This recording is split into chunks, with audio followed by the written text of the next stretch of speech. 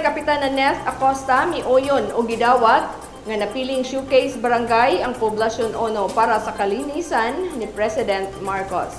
Aniya ang kumpletong detalye. Gikalipay og miuyon si poblasyon Ono Barangay Kapitan Neth Merl Bandala Acosta nga ang iyang barangay ang napiling showcase barangay sa kalinisan sa Bagong Pilipinas program sa nasudnong kagamhanan.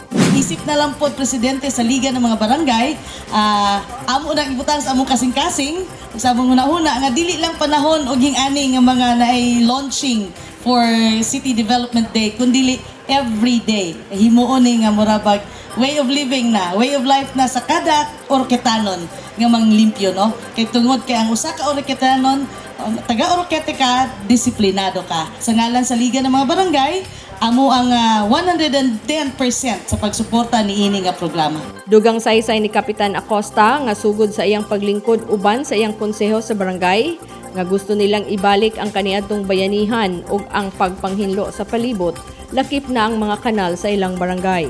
Mao nga suportado ni Kapitana Acosta ang programa sa national nga mao ang Clean Up Drive.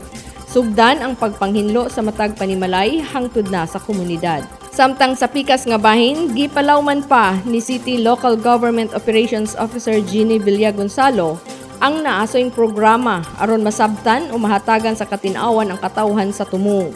Mao kini ang unang memorandum circular sa tuig 2024 sa Department of Interior and Local Government kun DILG MC001-2024 nga mao ang kalinisan program stands for Kalinga at inisyatiba para sa malinis na bayan. Matud pa ni Villa Gonzalo nga gi-revive o gibuhi pagbalik ang pahina system kaniadto mao nga ang LGUs ug ang community gihiusa para magtinabangay para sa pagpatunhay sa kalimpyo sa palibot nga kinahanglan tutukan kini sa matag LGU ug ipadagayday ngadto sa barangay.